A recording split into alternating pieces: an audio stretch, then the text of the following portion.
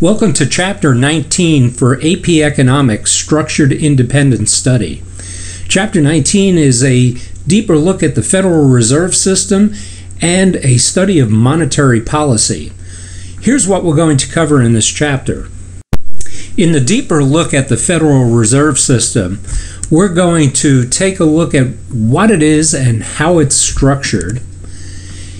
How does the Federal Reserve serve the federal government? And how does the Federal Reserve regulate the banking system as well as the money supply? In the section of this chapter where we study monetary policy, we're going to look at how it differs from fiscal policy that we studied in Chapter 18. We're going to look at the process of money creation through monetary policy. We're going to take a deep look at the Federal Reserve's tools in managing monetary policy that include reserve requirements, discount rate, and open market operations. And then we'll take a look at the monetary policy in action and see how it works. So as mentioned, let's start with taking that deeper look at the structure of the Federal Reserve System. To start our deeper look of the structure of the Federal Reserve System, I'm going to give you 5 overview facts. And before I give you the first one, let me point out that I would venture to say that if you stop somebody on the street, a citizen of the United States, and ask them if they've even heard of the Federal Reserve System and the Federal Reserve Bank, I think you'd be surprised at how many people have not heard of it or really don't understand what it is and what it does. And even the people that have heard of it would probably say or guess that it's an agency of the federal government or part of the federal government. And that's not the case.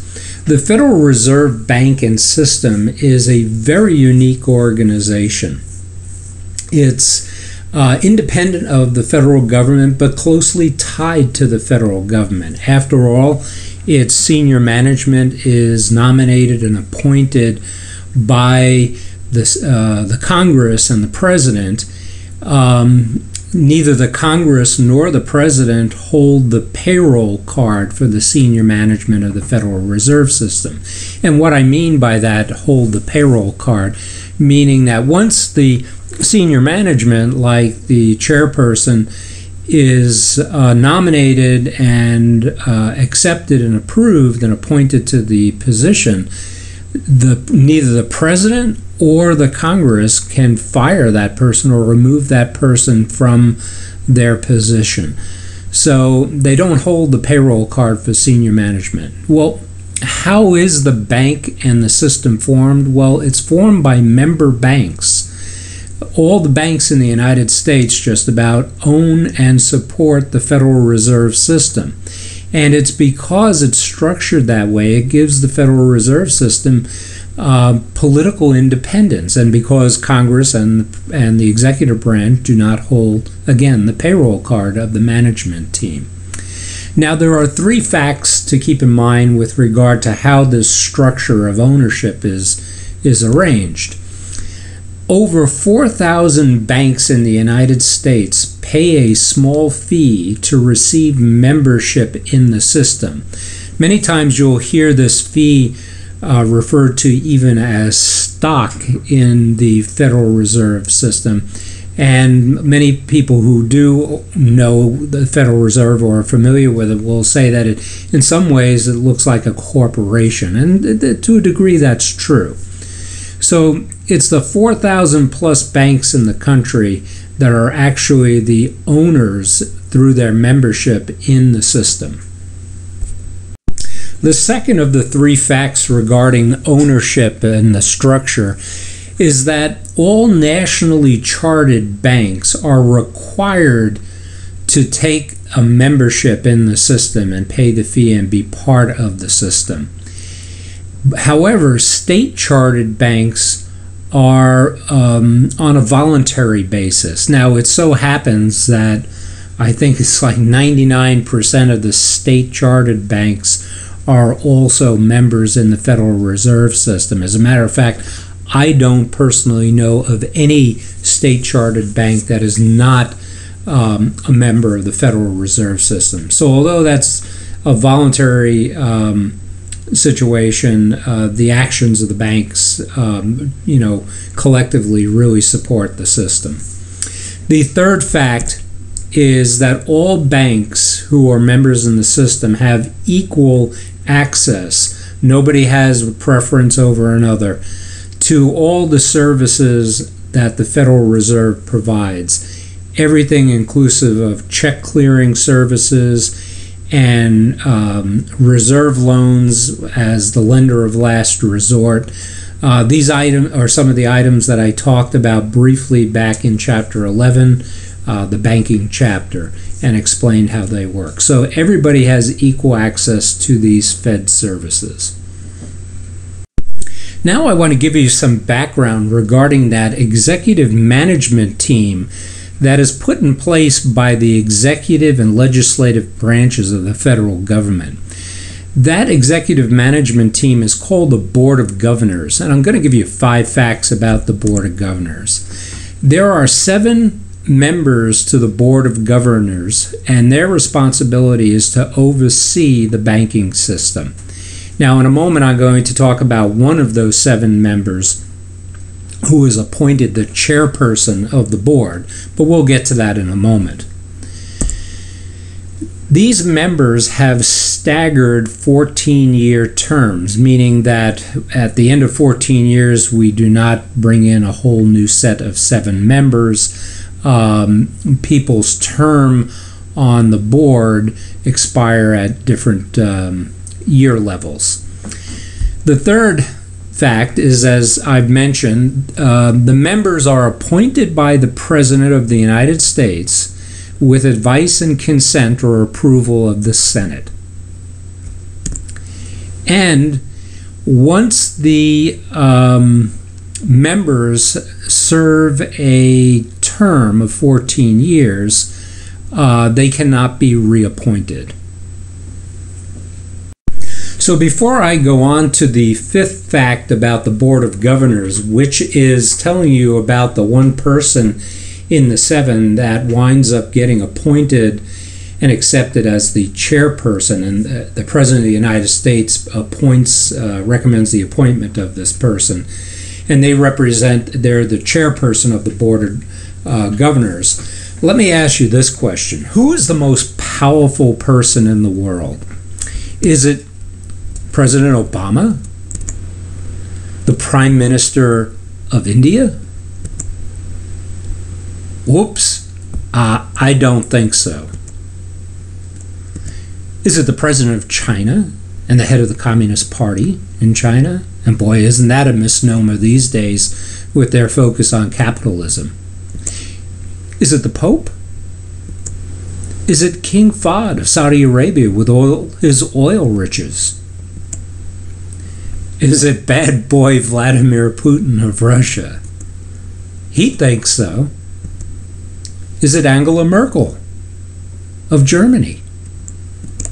Or David Cameron of Great Britain, the Prime Minister? But who's that? Well, I'll tell you, it's not the Pope. It's not David Cameron. It's not Angela Merkel. And it's not the Prime Minister of India. Boy, Putin's liking this. It's not King Fahd. And it is not the leader of China. We're building up Putin's ego here. No, but he's gone.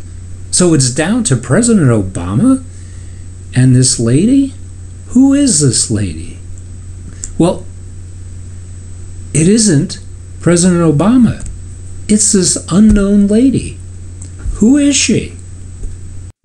But I'll tell you this, there are a lot of people that would tell you that this lady is the most powerful person in the world, because a lot of people think that the chairperson of the Federal Reserve System of the United States wields so much power because of the control over the banking system and particularly the money supply through monetary policy that certainly outside of non-politicians, their influence is immense.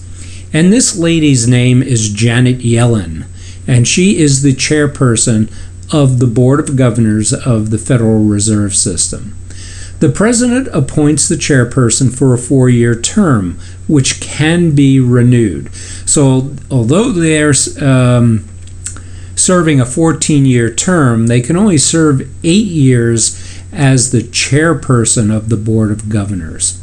And the chairperson of the Board of Governors of the Federal Reserve System is the spokesperson for our monetary policy. The third of the 5 facts about the structure of the Federal Reserve System is that the system is broken into 12 districts, and these districts monitor and provide detailed reporting on economic and banking conditions within their district. And I think it would also be beneficial to give you a little bit of background on how the districts are structured. There are 9 directors for each district bank.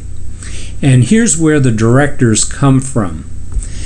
The member banks within the district, the member banks of the Federal Reserve, elect 3 bankers to be directors on the district bank, and they elect 3 business leaders from the business community, the broader business community, and these are usually corporate leaders within the district. Now, the remaining 3 directors are appointed from above, from the Board of Governors of the Federal Reserve System. And what they try to do is represent broad public interest with these 3 additional people to round out the 9 directors. And when I say represent broad public interest, the ones that are appointed by the Board of Governors might be, as an example, somebody from the academic community, the university and college community, or it might be a retired government official who has experience in fiscal affairs and so forth. So they try to go outside the direct business community and the banking community to get some additional points of views based upon public interests. And then a district president is elected from among the 9 directors at the district. Okay, the 4th fact about the overall structure of the Federal Reserve is the existence of the Federal Advisory Council, the FAC. And this is the administrative staff and function at the Federal Reserve Bank and system. And the Federal Advisory Council collects and analyzes the data from the districts and paints a total picture about banking conditions and general economic conditions in our economy and our country. And the 5th point about the structure of the Federal Reserve may actually be, in many ways, the most important point and function in the structure. And that is the Federal Open Market Committee, the FOMC. And I want to tell you 3 things about that. First, it meets approximately 8 times per year, this committee. And this committee makes the decisions about interest rates and the growth of the money supply.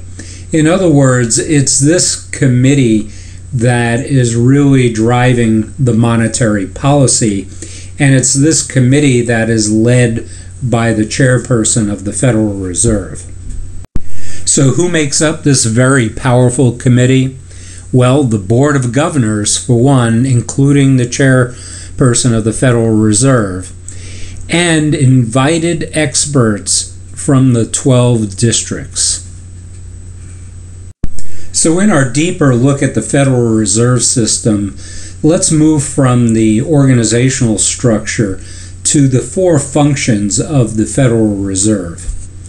And here's the first. As we know, it serves as the federal government's bank.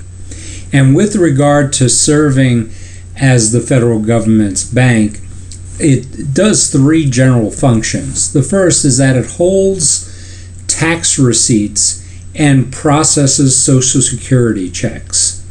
Now, many people mistakenly think that it's the Treasury Department of the federal government that actually holds tax revenues, and that's not so.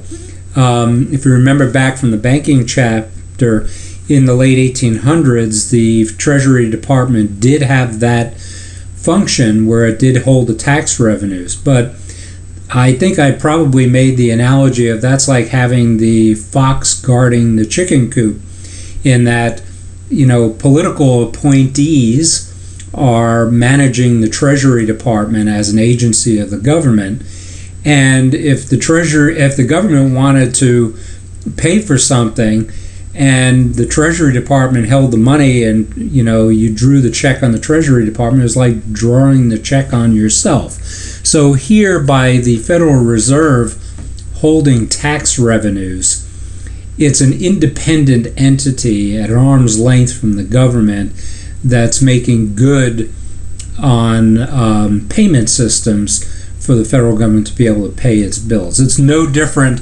than the relationship between the federal government and the Federal Reserve than you would have with your bank. So it holds the tax revenues independently and processes the Social Security checks, among others. The Federal Reserve also sells, transfers, and redeems government bonds. In other words, it handles all the transactions with regard to the federal government's need to borrow money. The third function in serving the federal government of the United States as its bank is that the Federal Reserve distributes and disposes of money. It takes care of the coins from the mints and the paper from the Bureau of Printing and Engraving.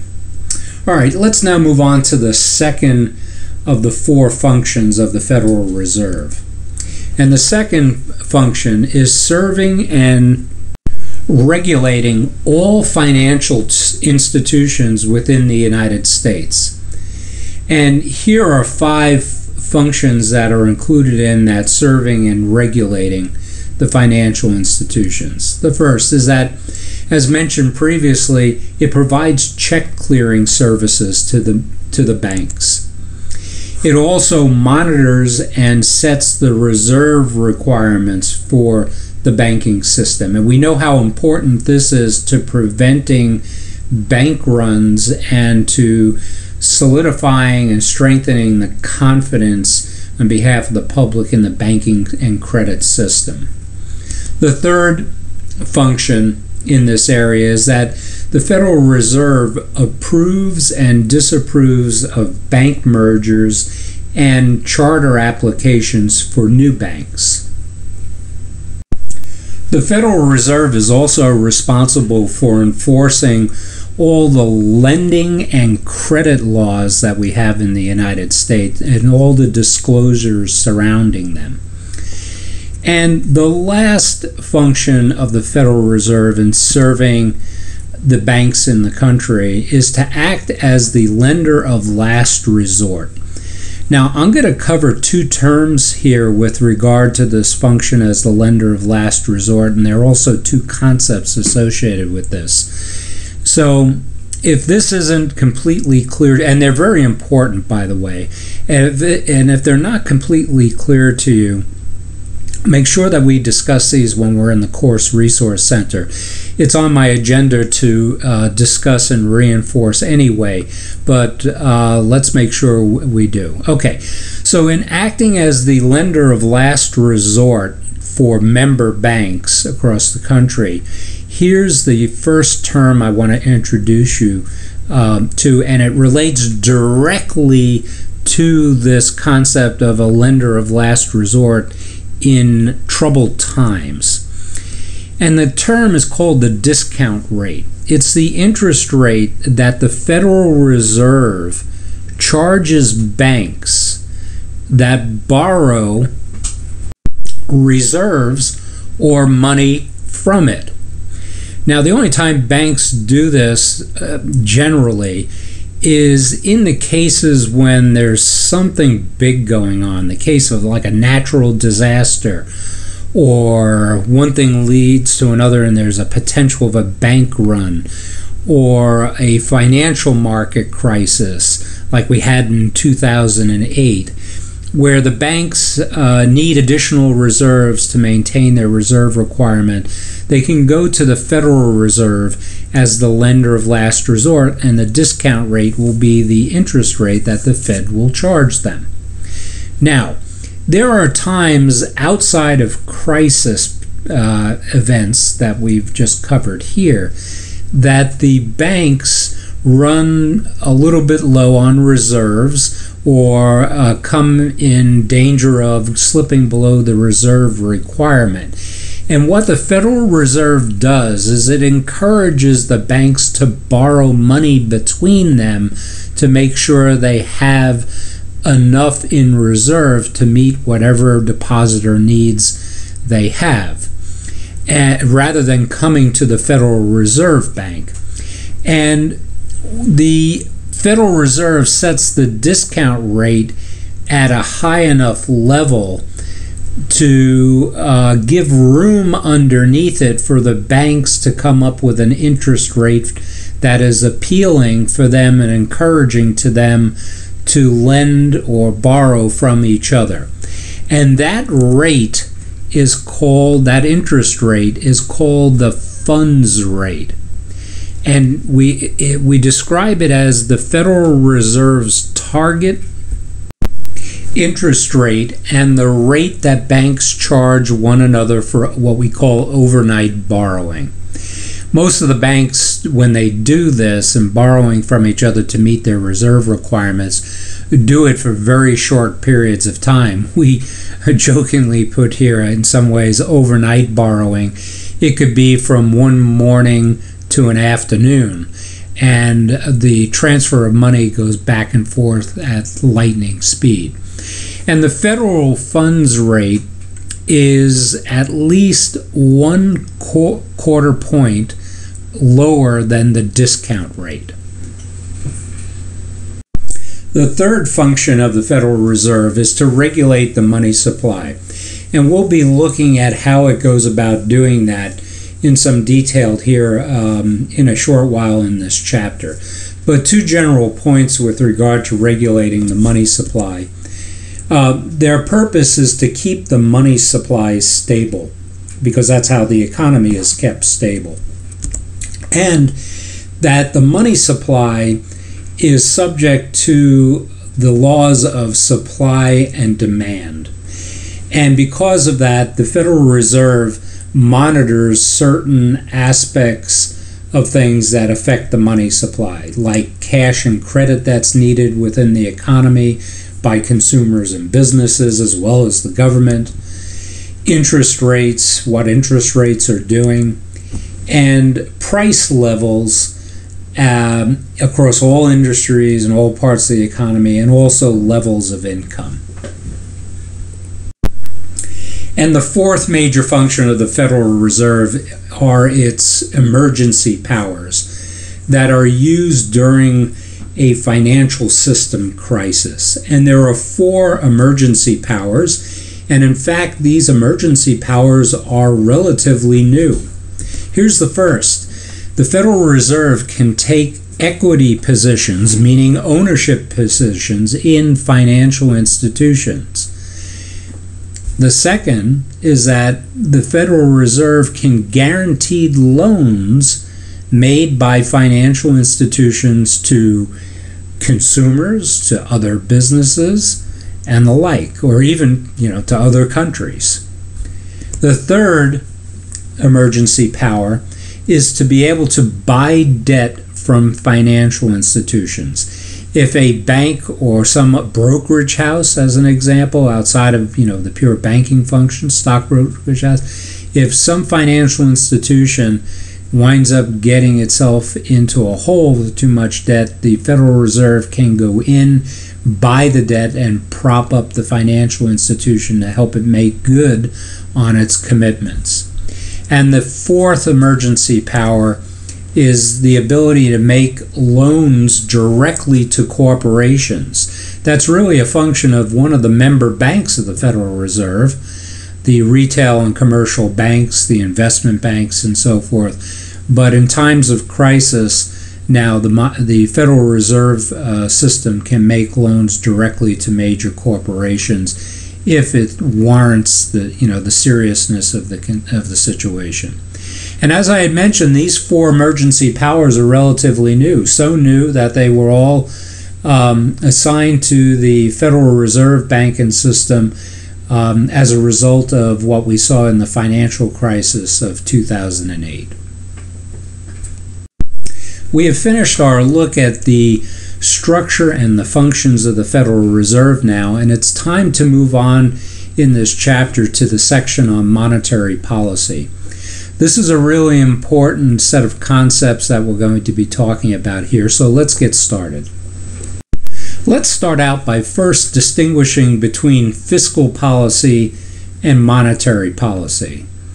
Now, I know you're familiar with fiscal policy from Chapter 18, but let's do a quick refresher. Fiscal policy affects the economy by controlling the level of government spending or not spending. Monetary policy affects the economy by controlling the supply of money. So that's the difference between the two.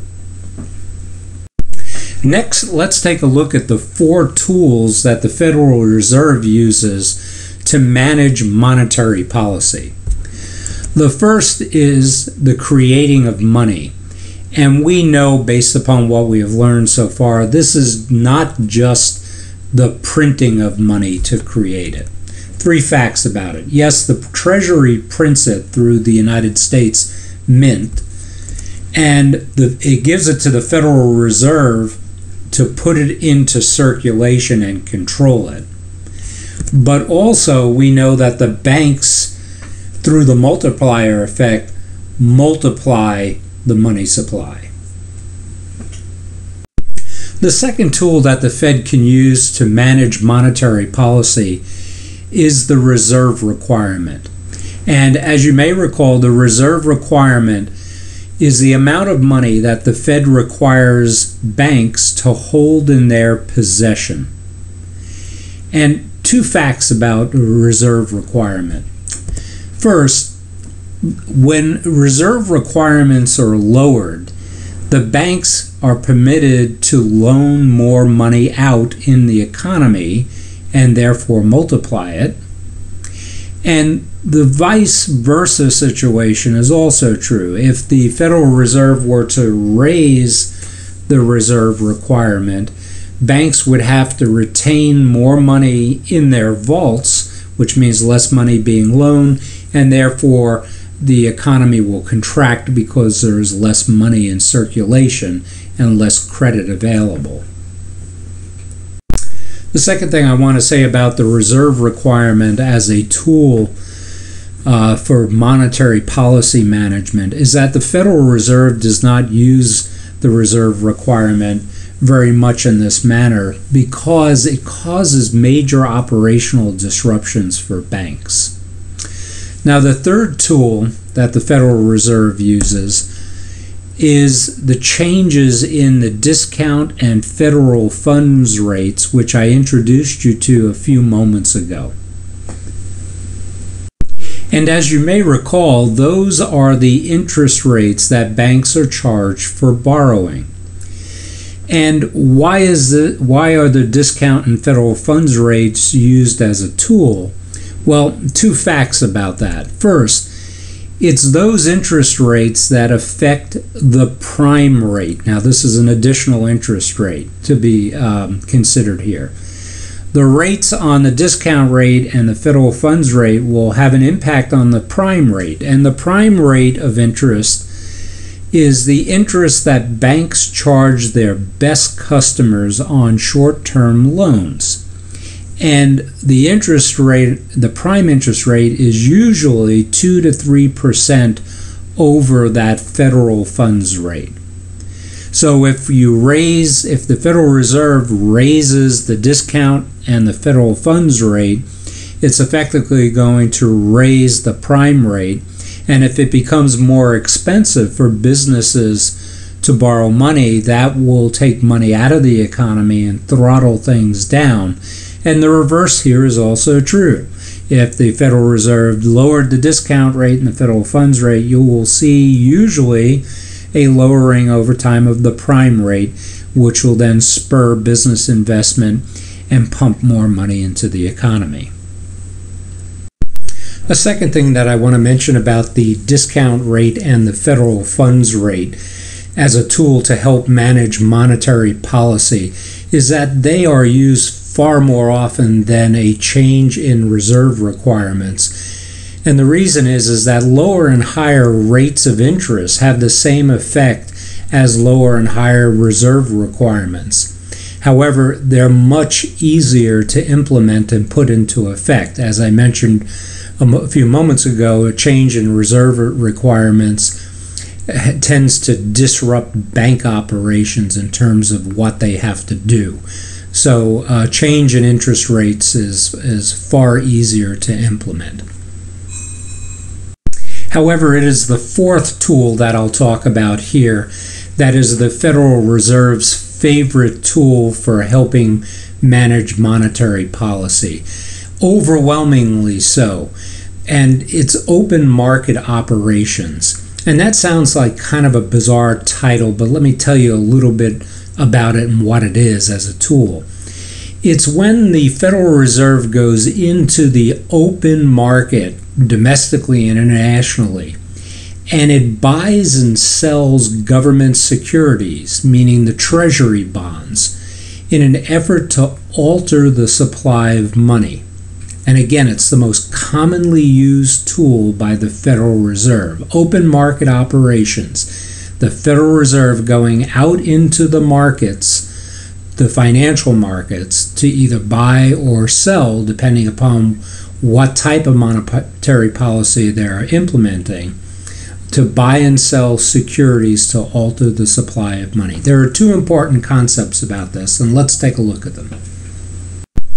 Through open market operations, when the Federal Reserve goes into the market and buys back bonds, in other words, it's going out to somebody who is a bondholder and saying to them, I want the bond back, I'm willing to purchase it from you. And if the seller is willing to do that, the Federal Reserve is literally putting money, placing money directly in the hands of the bondholder, which are consumers and businesses. Now, the reason they would do that is to try to stimulate the economy by making more money available. It pumps money back into the economy, and that approach to managing the money supply is used for expansion and growth purposes. Now, here's the other side of the coin. When the Federal Reserve goes into the open markets and sells bonds, it's offering bonds as an investment vehicle to potential buyers and investors. It takes money from the investor and gives them the bond. And obviously we pay interest on the bond, but the amount of money that we take from the investor is a significant sum for the bond. I mean, you have some pretty big, treasury bonds that are sold. And what the Federal Reserve is doing here is it's taking money out of the economy and it holds it. It takes it directly from investors and holds on to it. And therefore, the money supply available for other types of investment has been contracted.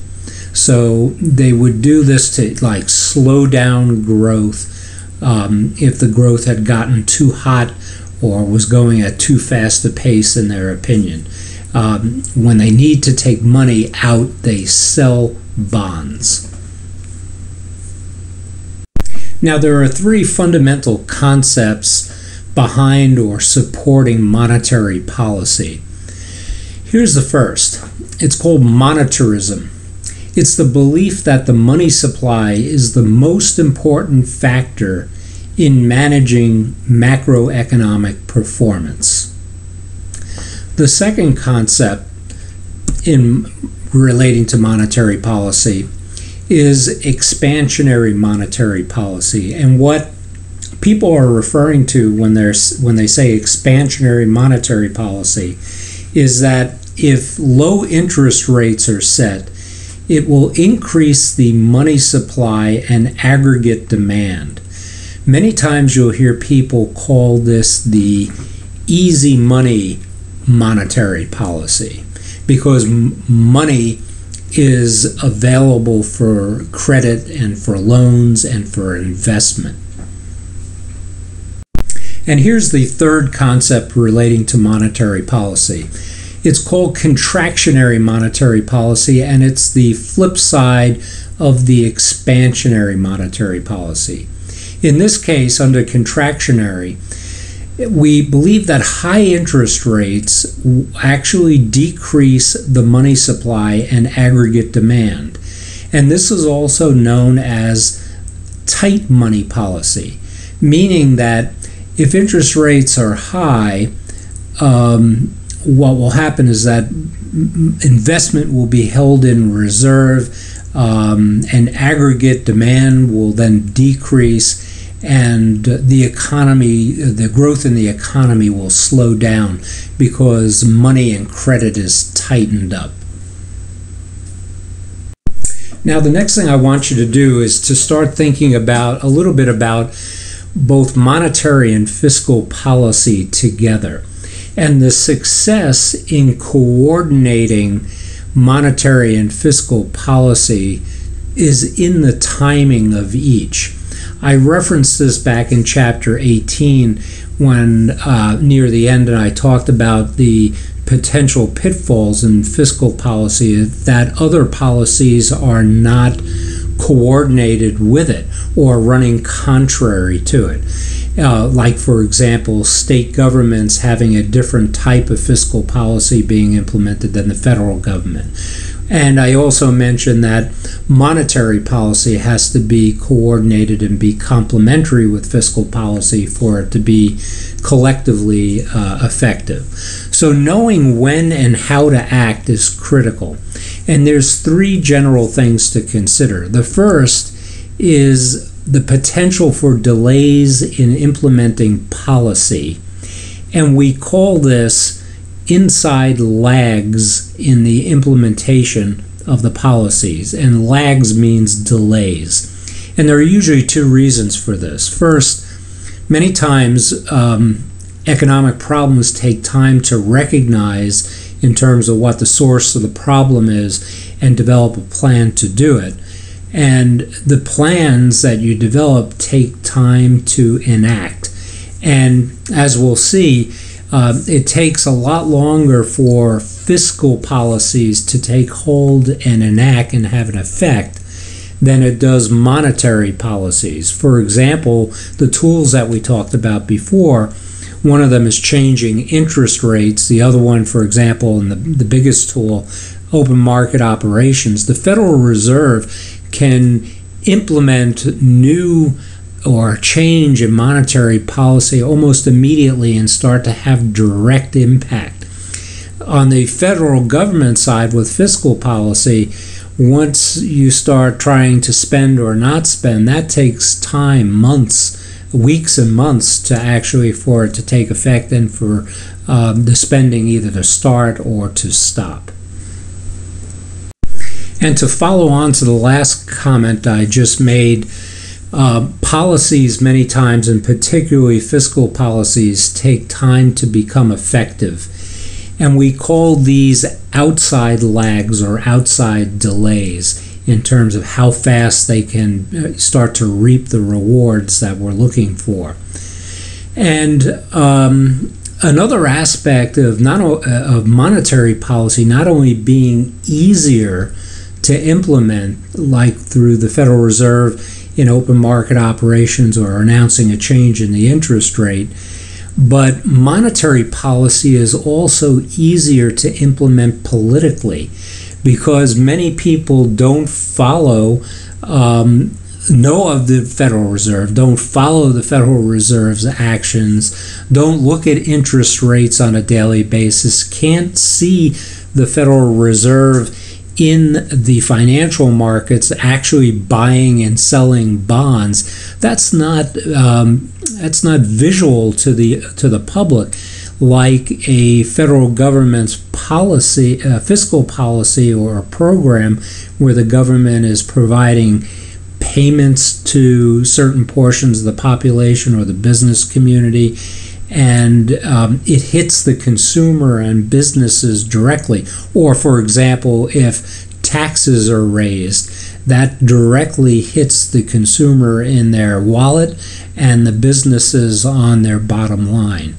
So the actions of the Federal Reserve and monetary policy are not only faster to take effect, but they're also easier politically to implement.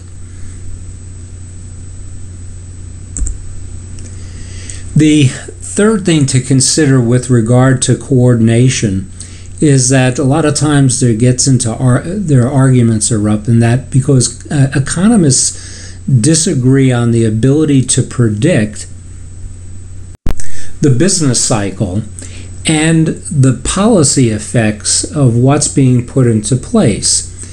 And there's a wide range of disagreement. Some people believe that certain policies and programs would be effective in a much shorter time frame, like 2 years. And others believe, it takes 6 years to implement. So this winds up, these arguments and disagreements lead to other potential delays or in implementing the policies, and are things that must be overcome to ensure the policy coordination. Let's now transition in this chapter to illustrating some of the effects of monetary policy and a little bit later on fiscal policy. But let's start with monetary policy and illustrate the impact of changes in the money supply on aggregate demand and supply. The first thing that we're going to do is introduce you to a new chart. It's called the money market chart. Now, the money market chart is used for two things. First is to show the relationship between three items. First being the money supply, and primarily the M1 and M2 components that are controlled by the Federal Reserve. That's those volatile, fast-moving components of the money supply. The second thing that it shows the relationship between is the money supply and the demand for money. And the third are interest rates, or the cost of money. The second thing a money market chart is used for is to show the effects of monetary policy actions on the money supply and various aspects of the economy. Specifically, it looks at the three main aspects or tools and illustrates how those tools used in monetary policy have the effect on the money supply and the aspects of the economy. The tools such as changing the reserve requirement, changing the discount and Fed funds rates, and also the effects of open market operations. Now, before we actually get into a couple of examples to show you how the money market chart is used to illustrate these things, I want to mention a couple of things about changing reserve requirements. Now, earlier in this chapter, I had mentioned that changing the reserve requirement is the least used tool by the Federal Reserve in its implementation of monetary policy because it has an effect of disrupting bank operations. And it's not as easy to implement as changing the discount rate, the federal funds rate, and open market operations. However, that's not to say that the Federal Reserve doesn't change reserve requirements. At times it does. And there are three other important notes about the reserve requirement that you should be aware of. Here's the first. Required reserves are what we call dead weight. Because they're sitting in the banking system, they're non-interest earning money, and therefore does not help the economy grow. So that's why we call them dead weight on the economy. The second thing is that lowering of the reserve requirement doesn't necessarily change the money supply, because the Federal Reserve could lower the reserve requirement, but if the banks choose not to loan money, changing the reserve requirement does not have an effect on stimulating the economy, as an example. Actually, we saw this quite recently after or in the midst of, I should say, the 2008 financial crisis. In trying to recover from that, the Federal Reserve not only went out and purchased bonds to pump money back in the economy, it also lowered discount rate and federal funds rate and lowered reserve requirements. But what happened is banks did not wind up lending money out very quickly because they feared poor credit history on the part of businesses and the consumer, and they were reticent about lending the money that they had because of unemployment rate being high and the recent years, 10 to 15 years prior to that, on the credit record of businesses and consumers. So there was a fresh example of how even lowering a reserve requirement doesn't increase the money supply, because the money must be loaned. And the third note about the reserve requirement is that it does drive the money multiplier, which is the multiple by which the money supply either increases or decreases as a result of an increase or decrease in fresh reserves into the banking system.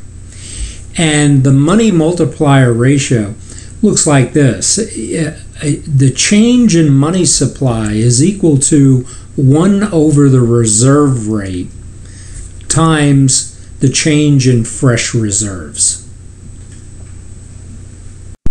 And a couple of assumptions about the money multiplier are that banks, once again, as I mentioned a moment ago, do not hold excess reserves. The money multiplier obviously doesn't take effect if the banks hoard the money and actually do not lend it out. The second thing is that borrowers do not let the funds sit idle. For example, a bank may be willing to lend the money out, but if the borrower for some reason takes it and holds onto the funds without spending it and investing it in a project, let's say, it doesn't help stimulate the economy.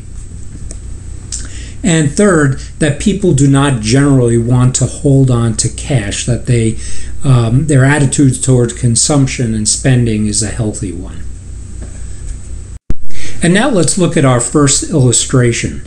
And since we were just recently looking at the reserve requirement, let's start there and taking a look at that tool and how implemented through monetary policy can have an effect on the economy.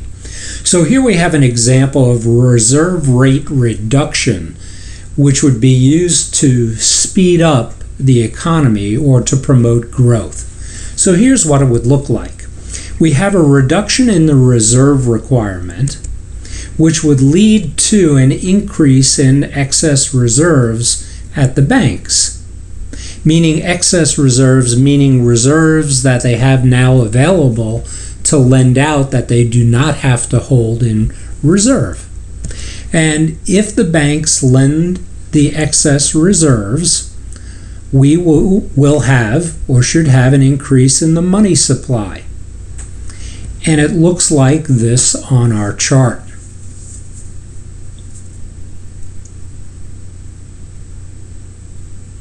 Now, notice a couple of things here. First, our money supply curve shifted to the right to show an increase in the money supply, in the quantity of money available.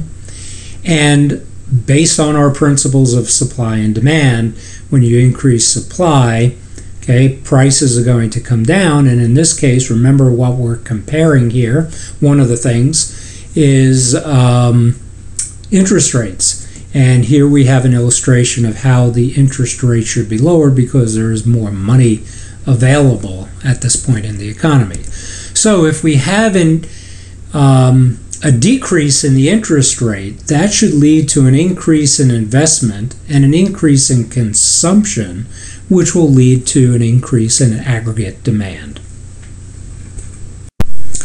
In our second example, to illustrate expansionary monetary policy, and I should stop here for a second, I don't think I mentioned this on the prior slide, where we're also on the reserve rate example illustrating expansionary policy.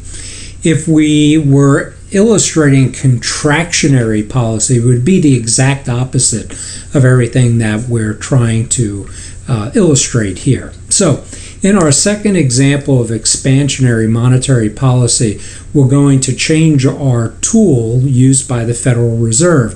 In this case, we're going to look at a change in the discount and federal funds rate. And since it's expansionary policy, we're going to look at decreasing the discount rate and federal funds rate once again to speed up the economy and to promote growth. So here's what it looks like. If we have a decrease in the discount rate, that will lead to banks being able to borrow more money from each other, from the Fed, even if they needed to do that.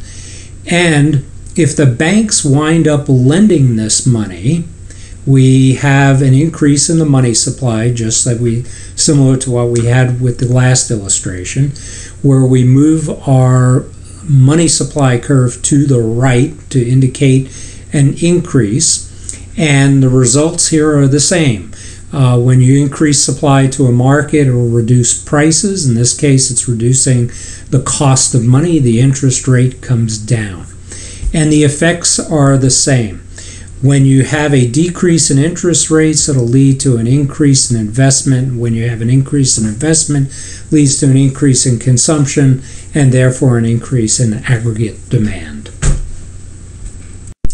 And now here's an expansionary monetary policy example or illustration using the Federal Reserve's most popular and most often used tool, open market operations, which is the buying back of bonds. In other words, the federal government, once again, is putting cash back in the hands of banks, of businesses, of consumers, even. So anybody that has a treasury bond that the Federal Reserve is buying back.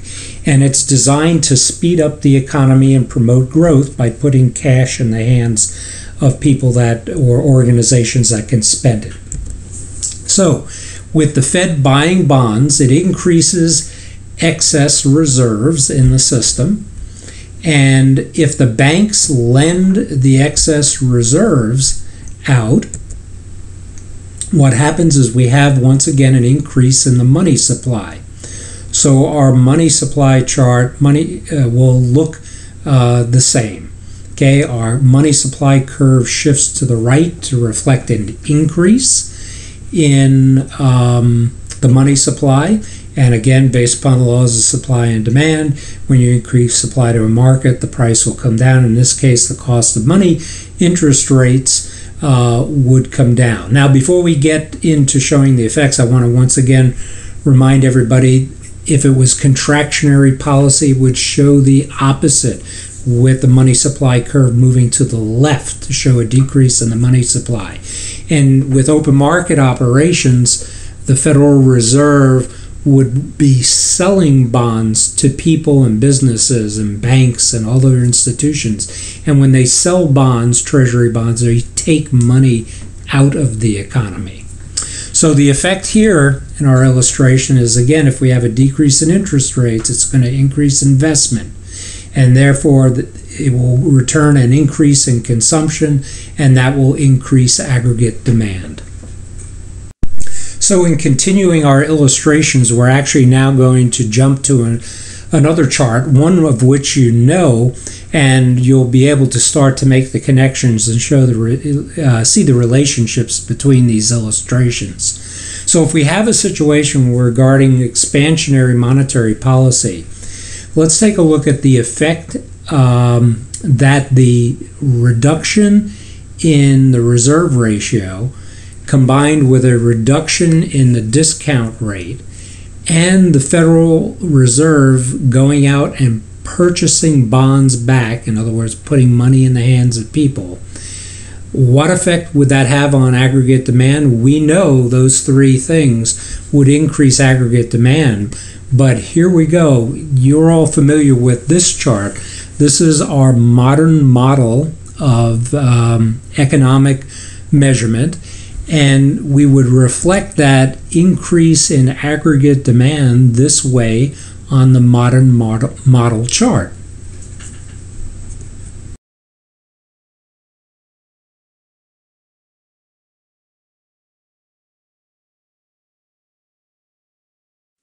There's a reason I used expansionary policy examples rather than contractionary policy examples to illustrate the impact of the Federal Reserve's management of monetary policy and the use of its tools. And the reason I used the expansionary example is because there was a number of years ago I guess you could call it almost a trick question in the multiple choice section of the AP exam that I want to make you aware of. And it's best to do so coming off the example of expansionary monetary policy.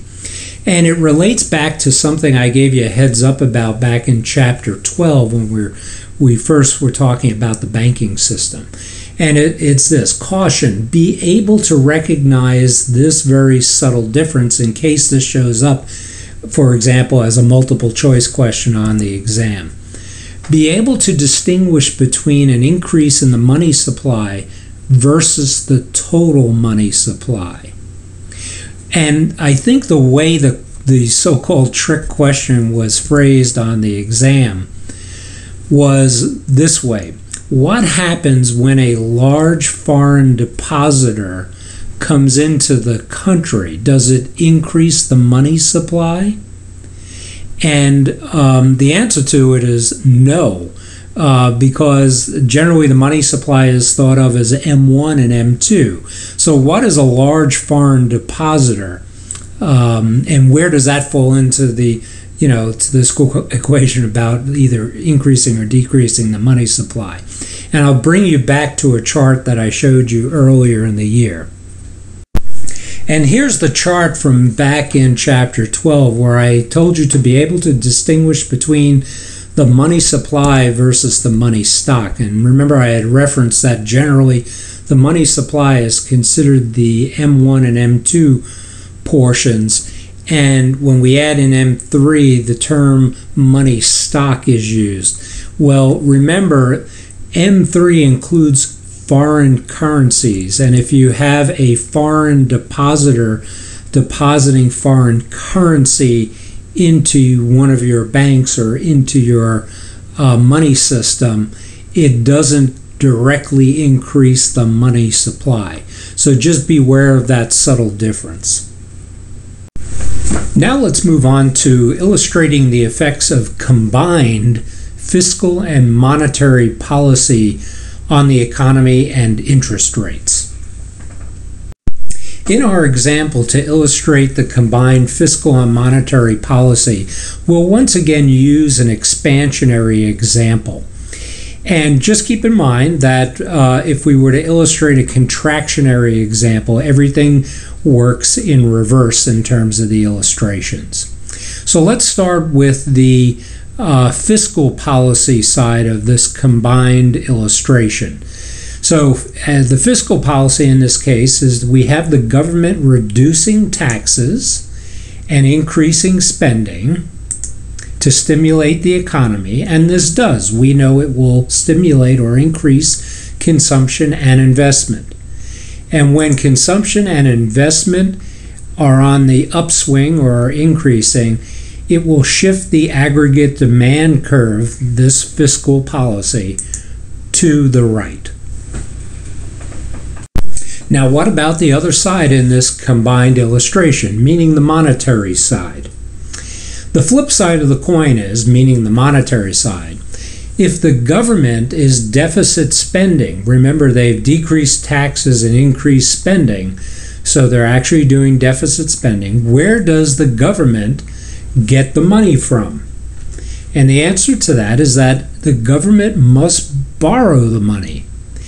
And when the government goes into the market to borrow the money, it increases demand for the money. And that increases demand in the money market. And here we have our illustration of the money market where we have an increase in demand with the government coming in. And we see without a change in the money supply, that will certainly increase interest rates. And our note here is that money market charts reflect shorter term, more immediate conditions. The small I represents nominal interest rates at present prices. But what other entities are also demanding money in the market? I think you know the answer to this. It's just not the government looking for money. Households and businesses continually are looking for money to invest and to expand their consumption and their businesses and the like. So if you've been following along, you'd probably anticipate what the Federal Reserve is going to do to help out those households and firms. They're going to increase the money supply as part of their monetary policy here. But let's hold that for a second, and I want to talk for a moment, step to the side for a moment, and introduce you to another chart and also a tip for the AP exam. And what I want to talk about in stepping to the side here for a second is the long-term effects with regard to interest rates, the real interest rate. A moment ago we talked about in the money market chart, it's reflected as nominal interest rates with the small I. But the government going in and competing for dollars in the money market, which increased demand, and therefore the short-term interest rate, the nominal interest rate, it can have a long-term effect. And the way we illustrate long-term effects is through a chart that's called the loanable funds market. And it's a chart you'll be very comfortable with because it's a simple supply and demand chart. Okay, and here we have that case where we have an increase in demand for money, which will result in certainly higher nominal interest rates, but if it continues over time, it will result in an increase in the real interest rate. And our note here is that the loanable funds chart reflect the small r real interest rates, and the nominal interest rate, remember that the real interest rate is the nominal interest rate minus the expected inflation. So let's take things a step further now. A moment ago I told you that I would give you a tip for the AP exam, and here it is, and it relates to this conversation that we're having over the nominal interest rate and real interest rate. So here's your tip. When you're asked in a question about real interest rates or loanable funds, and you need to illustrate it, use a supply and demand chart or graph. When you're being asked about nominal interest rates as opposed to real interest rates, or the demand for money as opposed to loanable funds, then you use a money market chart. And that's what we just illustrated between the two charts on the prior two slides. So those are your key words. Real interest rates, loanable funds, use supply and demand chart. Nominal interest rates or demand for money, use a money market chart. Now let's go back to our illustration and see how the Federal Reserve goes about trying to relieve some of the pressure on businesses and households by a direction in monetary policy to increase the money supply, which, remember, is an expansionary strategy. So the Federal Reserve will likely implement an easier monetary policy or an expansionary monetary policy. And the policy is to lower the interest rates to avoid having higher interest rates wind up diluting the effects of the expansionary fiscal policy. And this is how it would look. A simple increase in the money supply will reduce the nominal interest rate. Now remember, how does the Federal Reserve go about implementing an easier money or policy or expansionary monetary policy? And the way they do that is they use their three tools, which are changing reserve requirements, which is the least likely thing they will do, but they certainly could do that.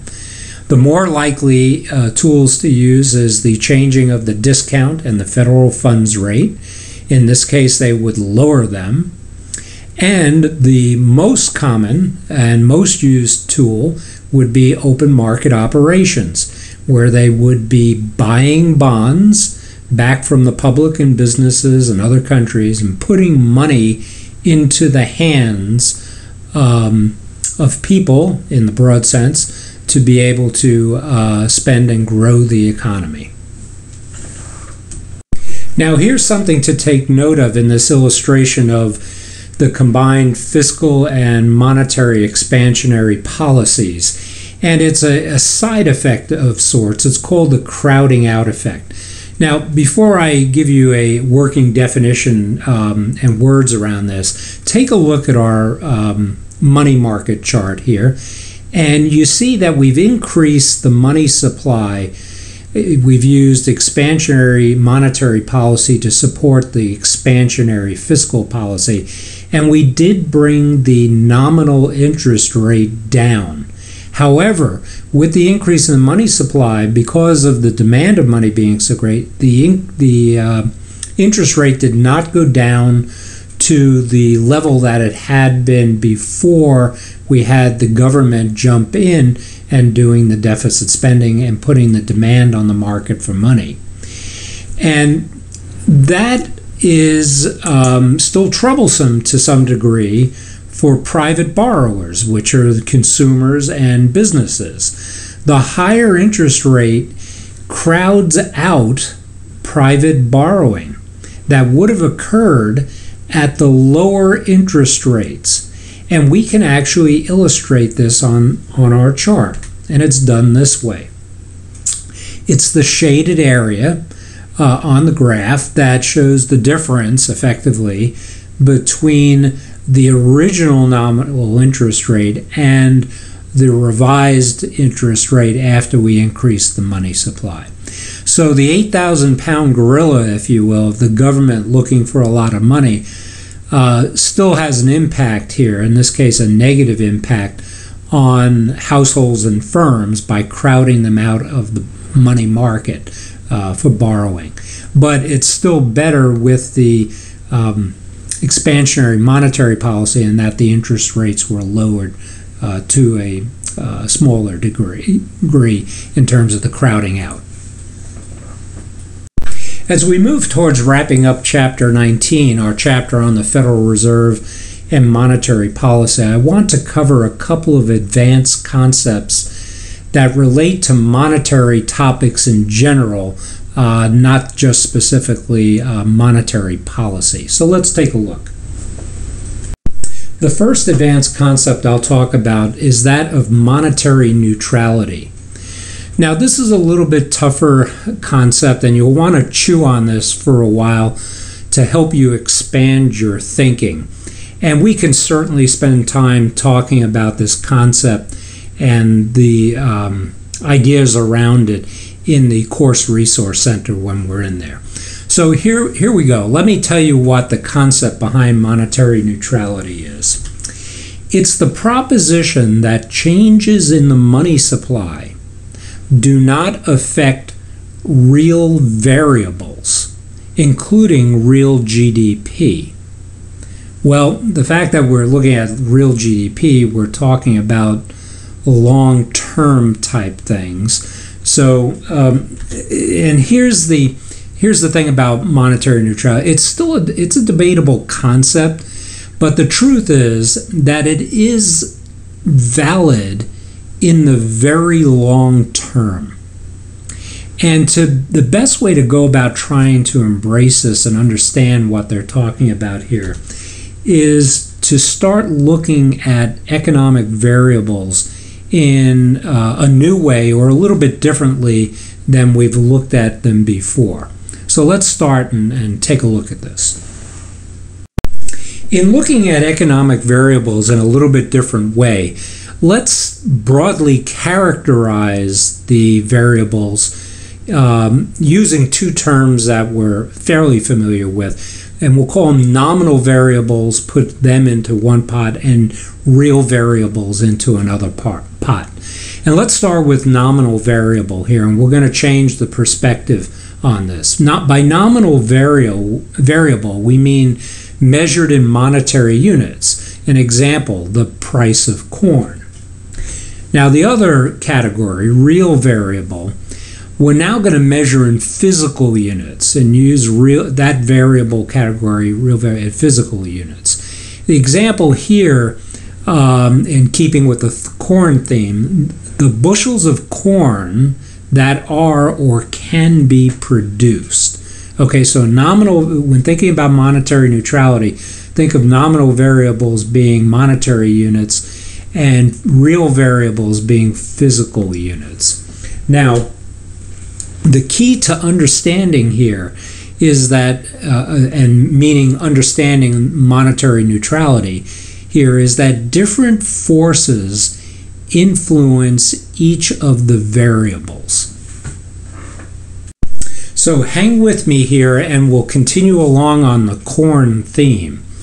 Nominal variables are most heavily influenced by the developments in the monetary system, meaning the amount of money in circulation, and the price of corn will certainly be affected by that.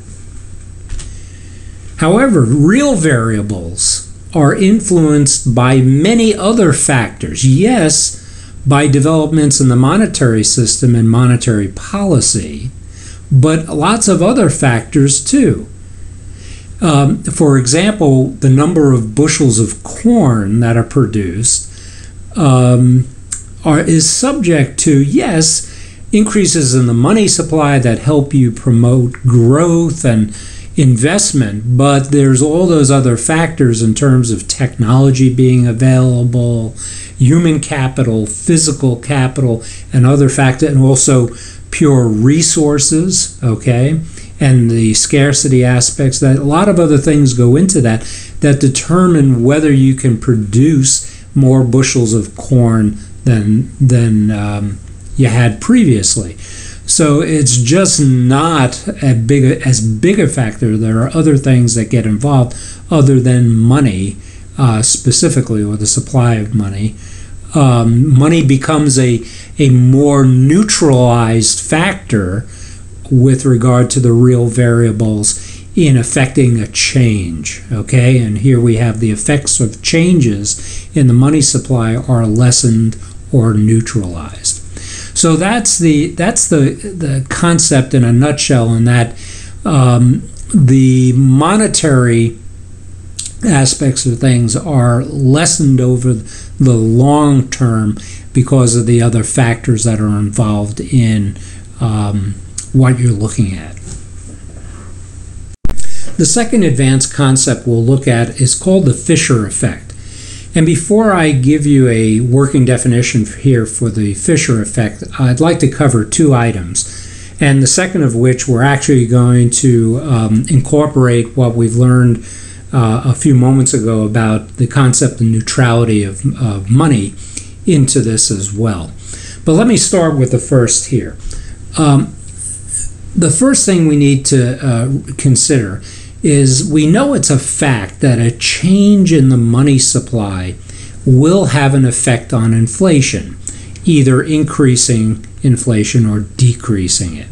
Because when we increase or decrease the money supply, that has an impact on nominal interest rates. When we decrease the money supply, nominal interest rates will go up, and so will inflation. And when we increase the money supply, nominal interest rates will generally fall, and we will decrease inflation. Okay, so that we know. Here's the second thing. Based on the concept that we just learned about neutrality of money, a change in the money supply should not have an effect, or much of an effect, on the real interest rate. Okay, now let's go to our working definition of the Fisher effect, and this will start to pull together. The Fisher effect shows that for the real interest rate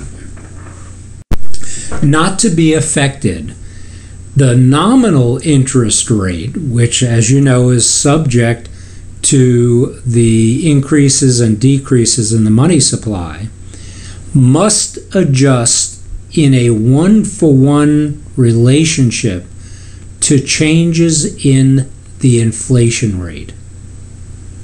And if we look at, from in this chart as an example, from 1975 to 2005, and we have our consumer price index information here showing, which is what we use to measure inflation, and we match against it the short-term nominal interest rate in the United States, we see that that relationship of the one-to-one is pretty close and has borne this theory out with the Fisher effect. So that brings us to the end of Chapter 19 and our look at the Federal Reserve and monetary policy. We'll look forward to seeing you in Chapter 20, which is about global trade and development, and we'll see you there.